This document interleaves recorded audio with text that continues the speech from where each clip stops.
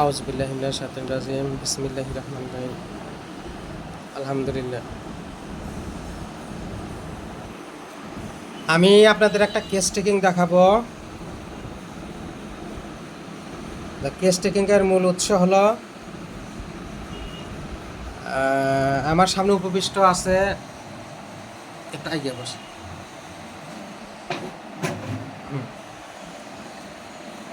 আমার এই রুগীটা গত 5/4/26 এ তারিখে একটা ওষুধ দিছিলাম।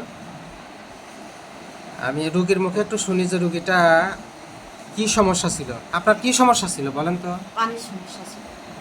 পানি? পানি কোথায় পানি ছিল? সর্বশরীরে? সর্বশরীরে। সর্বশরীরে পানি ছিল। কতদিন ধরে? মেলা দিন হলো।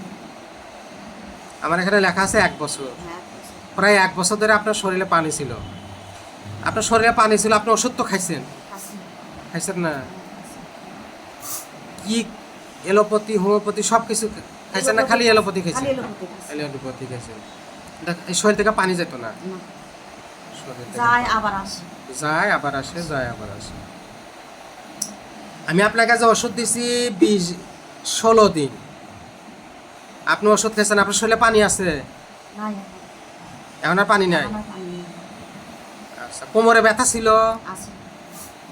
কোমরে ব্যথা আছে? এখন নাই। কোমরে ব্যথা এখন আর নাই? হার্টের সমস্যা আছে। হার্ট অস্থিরতা? অস্থিরতা আছে। মানে অস্থিরতাটা আছে। আছে। আলহামদুলিল্লাহ। এই রোগীর জন্য আমি ওষুধ নির্বাচন করেছিলাম অ্যাপিস 0102।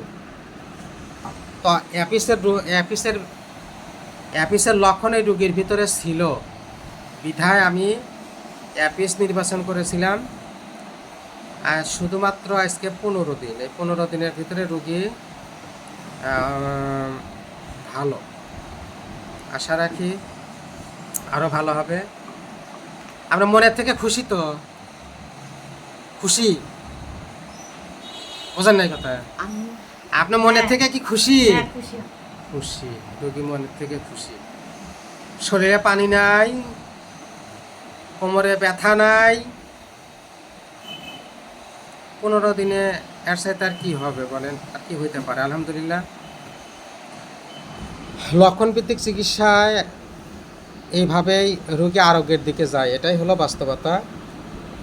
আমরা রোগীর ভিতরে এই তথ্যগুলো পেয়েছিলাম আর অ্যাপিসের তথ্য পেয়েছিলাম, যার কারণে আমার এই রুগীটা ছিল অ্যাপিসের রুগী।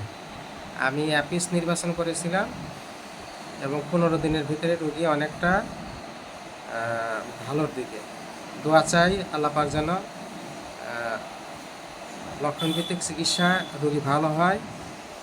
সবাইকে আসসালামু আলাইকুম ওয়া রাহমাতুল্লাহ।